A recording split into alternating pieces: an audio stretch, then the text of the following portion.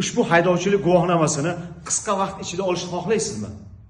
Unda siz Urgut shahrida joylashgan 1973-yilda asos solingan avtomaktabga murojaat qilasiz. Bu yerda malakali ustozlar amaliy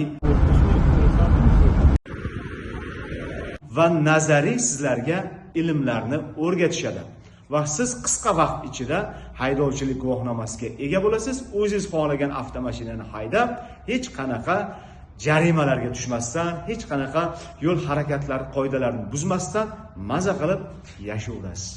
Ushbu avtomaktabda siz o'z ishingizga qarab, vaqtingizga qarab o'qish jarayonini tanlashingiz mumkin. O'qish jarayoni 3 mahaldan iborat bo'lib, birinchi mahali ertalabki 9:00 dan 12:00 ga qadar. Ikkinchi smena esa 13:00 dan boshlanib 16:00 ga qadar. Uchinchi smena esa 18:00 dan boshlanib 21:00 ga qadar bo'lib o'tadi.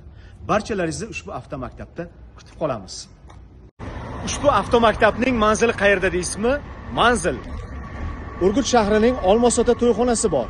Shuni to'g'risida zapravka bor. Zapravkadan 100 metr pastga tushganingizda avtomaktab joylashgan. Bu yog'im Mirzo qishloq ketadi. Afsona to'yxonasiga yetmasi o'ng qo'lda.